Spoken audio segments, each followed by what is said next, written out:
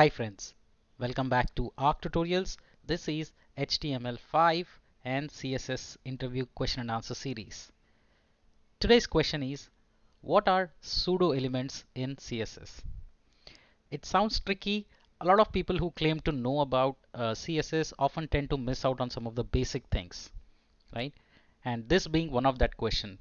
So let's understand what are pseudo elements. So pseudo elements are used to add special effects to some selectors, right? CSS is used to apply styles in HTML markup language, right? In some cases where we need some extra markup or styling, that's not possible for the document. But there is a feature available in CSS known as pseudo elements through which we can allow extra markup to the document without actually disturbing the actual document, right? So sounds interesting, right? So let's see some examples of how we can implement pseudo elements. So if you look here, we are adding extra styling to paragraph, right? But only to the first line, right? You see that we are using double colon, right? Which is used to mention for pseudo elements. So whenever you see something with double colon and followed by that, it means those are pseudo elements that you are targeting, right? So in this case, it is paragraph followed by colon colon followed by first hyphen line, which means this is the first, highlight the first line and make the font variant small caps. That's what this means. Let me show you with some practical hands-on example.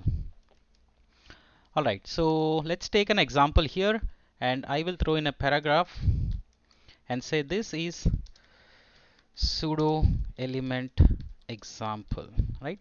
So nothing fancy, it's just a simple paragraph, and when we refresh we see the paragraph. Now what I'm going to do is I'm going to apply the paragraph and I'm going to remove this just for your sake, so that we have only this, and here I'm going to add a break and say this is second line, right? So now let's apply our pseudo element, and here we will say paragraph. So you see you get the list of pseudo elements that we can apply, right? What I'm showing you is only one example, but you can take up all the other ones. I'm going to show you first line, but we can use content, before, after, first line, first letter, all of these options that you can apply. See, these are all the shadows, slotted, placeholder, selection, all of that we can use. So let me show you one with first hyphen line. And now I'm saying the color should be red, right? So you see it's red. The first line of the first para is red, right? That's the beauty of this pseudo elements, that you don't have to change the entire paragraph element in this case, or for that matter any other element for that matter.